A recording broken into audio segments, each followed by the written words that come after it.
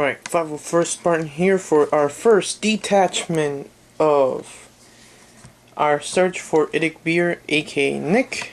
We will be using a little bit more theme. This is not a fully competitive list, however, this is 2,000 points of what really you can do with the new rules. You could mix and match my Space Marines with my Tyranids, which sounds amazing. However, there's a few catches. First of all, these two armies are not friends at all. They are come to the apocalypse, which means they have to be away from each other. So that's the trick. That's trick number one. You have to work around that, and the list won't be as potent as it should be if it was Battle Brothers, because then you can mix and match everything. In this case, what I would suggest is you have to play the list like it was two separate armies.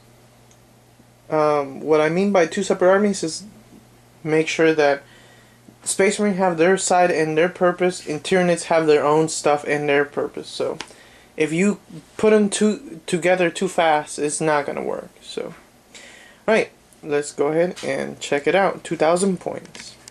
Alright, so this video was very much inspired by StarCraft 2 Heart of the Swarm, especially about the campaign, which was honestly a fantastic campaign. So I'm gonna have a similar thing for it. First of all, my warlord's gonna be the Tyranid Prime. The Tyranid Prime, we will give him a Death Spitter, and we will give him Bone Sword and Lash Whip. Now, you don't want him to die that fast. He's 125 points. And with these upgrades, he's now 145 points. So you don't want him to die. The thing is that you want to have him in your entire area where your warriors and your other little non-synapse creatures are. So yeah, you want to have him in the back.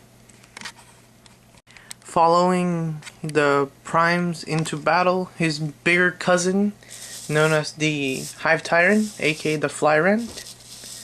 This thing is a menace. Especially it's going to be a menace against orks. It is flying. Orks right now don't have that much skyfire. It has 2 twin link devourers, and it actually does in this model. So, and it will, it will just tear stuff up.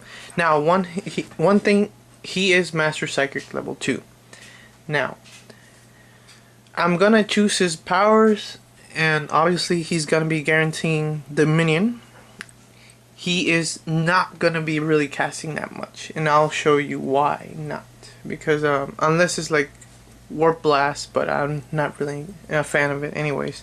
So yeah, he will be going around and shooting down orc mobs, or if there's Docket Jets, we will shoot down Docket Jets with this, and also Vector Strike Docket Jets. He's not gonna be an assault unit. He's not gonna go for the assault because he is basically a chapter master. He has 4 wounds, toughness 6, 3 up armor save. He's not gonna survive in close combats, even against orcs. So what I want him to do is fly around and shoot. Fly and shoot. He defeated Grey Knights before with those 12 shots, and they reroll. And he could definitely choose to wound orcs instantly, and there's no doubt. He's gonna do a good job. As for our troop choices, we have here, we're gonna be running 30 Termagants. The reason why we're running 30 Termagants, they're all gonna have their flesh. These guns, they're not gonna have Spine Fists. Spine Fists, in my opinion, are not really that good against T4. So, T3, T4, we want to go ahead and use Flesh Borers. They're better. Well, they're bolters basically. One-shot bolters at 12 range. So they're bolt pistols basically. So yeah, 30 of these, so we can run the following dude. Alright, since I don't have the model yet, though it's coming in the mail, because I ordered 2 of them, and now I have to order 2 Trigons later on, I'm going to be running a Tervigon. Yeah, I know this is a Carnifex, but I have the bigger base, no big deal. The Tervigon will be, go ahead, he's the one who's going to be using his psychic powers, mostly Dominion. I want Dominion to pass so that way he could go ahead and support the back units and also the front units in Synapse range. I don't want to lose Synapse range at all. So, yeah. And he will be spawning more Gons, so that way I could have more, more objective secured special rule units around. And him, definitely I want him in the back for that specific occasion. If the only way I'm gonna move him, if my front Termagants behind him die, if they get slaughtered by the orks, well, this guy will be going up against them and mostly gonna reach the objective. So I'm gonna have other distractions so that way he doesn't die. He is gonna be surviving and hopefully capping a few objectives. So yeah, Termagon with 30 Termagants. So yeah. Alright, next on the following and the last troops we have is the amazing 9 Tyranid warriors. Now they're gonna be spread around with the little Termagants, and also they all will have their flesh death spitters. So there's gonna be death spitters in every single one of them, so that way they shoot the orcs while they're moving forward and getting ready to charge. 3 attacks on weapon skill 4. I think that's good enough to go ahead and face the orcs on face-to-face combat. And aside from that, we have our good old big cousin, the bigger cousin known as the Tyranid Prime over there, that he will be supporting this squad.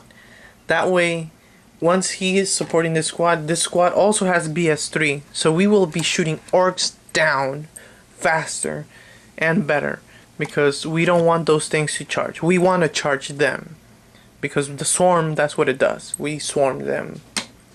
Not, they won't swarm us. So, yep. Tyranid warriors are the last troop choices, and I say 9 of them will do the trick, hopefully.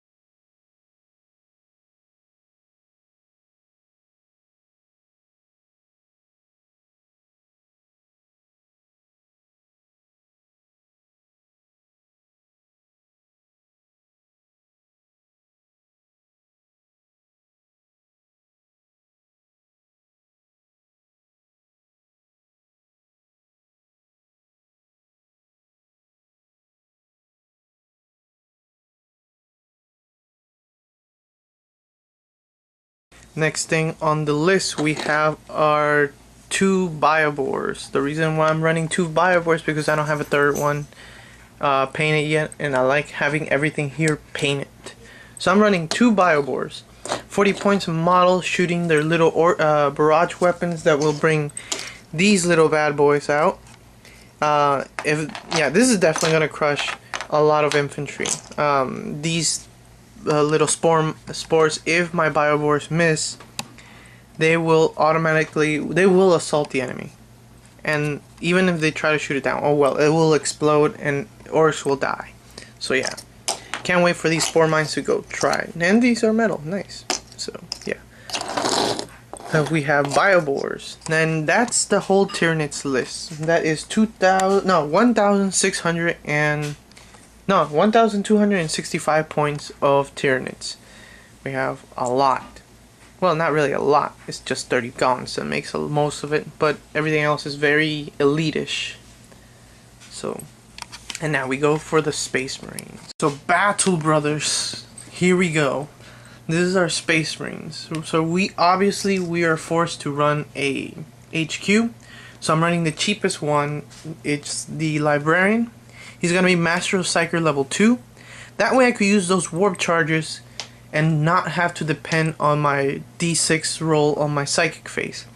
He will give those 2 warp charges to the High Flyer, the Flyer and the Turvigon, so that way he's guaranteed that Dominion. I want that Dominion to be a good thing, even though it's kind of really a bad strategy. But I want his little warp charges to go to them.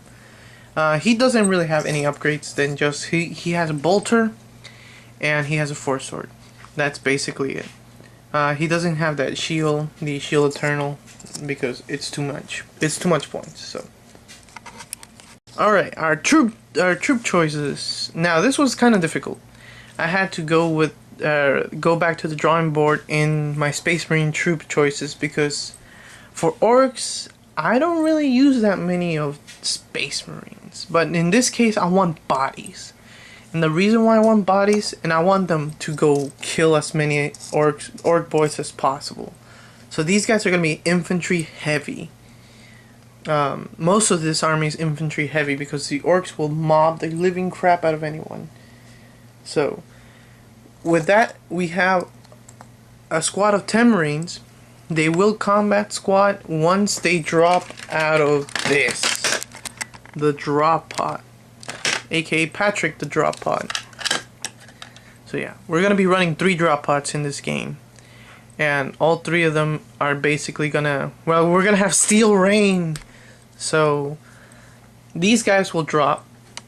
The flamers, well, the sergeant will have a combi flamer, so you know what I'm using first turn. Combi flamer, no, well, I'm gonna be using that first. Then I'm gonna be shooting as much as possible. So yeah, I'm probably not gonna combat squad one of the squads. I'm actually gonna combat squad the other squad, which is identical. These guys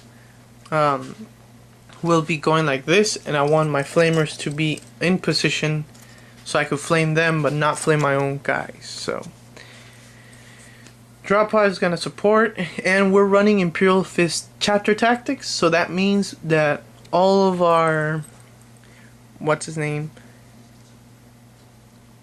well, we have close range bolter drill, CQB bolter drill, so we have twin link bolters in every single one of these guys, so we're not gonna miss at all. Are we, men? I don't think so. Okay, so orcs are gonna get shot, they're gonna get wounded, they're gonna die, guaranteed. So no more orcs and no more Mr. Nice Guys. Alright, so we have these 2 squads of Marines. Oh, that guy didn't die. 2 squad of Marines. And yep, our sergeants, our badass sergeants, aka Sternguard from my first Imperial Paladins chapter. So they won't go down fast. They will fight to the bitter end. And if they get charged, it doesn't matter. They are there to die. So that way they make a distraction for the Tyranids. These guys are going to be interrupting Space Marines, basically. For our elites, we are choosing our very odd choice, but I think it's going to be effective in this game. A reason why? Orcs doesn't really have that much firepower that goes higher than strength 7. So I say a venerable dreadnought with a heavy flamer and a multi-melta on a drop pod will take down at least a vehicle. I want this thing to go ahead and kill any vehicle that the orcs have, like what's his name, like the trucks or a battle wagon. I want to hit him from the rear, and I want to shoot this multi-melta at it. Now if that fails, not a big deal, because this thing is gonna probably last for a bit, since 12 AV12 all around, except for the back is it's armor value 10, but it's gonna be difficult since this is gonna be already in the back of the enemy. This is basically my knife, and I'm gonna stab the orc in the back. That's what I'm gonna do with this. And if all fails, the drop pod's gonna shoot at the enemy anyways. So, yep, Venerable Dreadnought. So 3 drop pods already. Lastly, for our last chosen dude we have is the Thunderfire Cannon. The Thunderfire Cannon will be mowing down infantry like there's no tomorrow, especially with the strength 6 AP strength 5 AP6 ignores cover blast that it has, and the other strength 6 AP5 shots that it also can use. Since it's a barrage weapon, I could just be behind terrain or behind cover, just mowing them down. I'm not afraid of scattering a little bit because I'm gonna hit something eventually. So, Thunderfire Cannon, my opinion, the best anti-infantry unit in the Space Marine Codex. And since orcs run a lot of infantry, and they rely on cover in order to survive, who's the better man to go ahead and mow them down is this guy. This guy will be giving support way in the back to my Tyranids, so that way there's less orcs to deal with and more killing, well, basically just wiping the rest of them out of the way. Alright, so this is it, people. This is the 2,000 point list. And I'm gonna be going up against Nicholas and his orcs, and we're gonna find out what happened to Nick. IDICBeer, we're looking for you, don't worry. We have Space Marines, the Imperial Paladins that'll be going and search for you, while the Tyranids are gonna be looking for their little Tyranid cousins. And we're gonna get you out from wherever you are. So, best of luck, and we'll see you guys in the next video.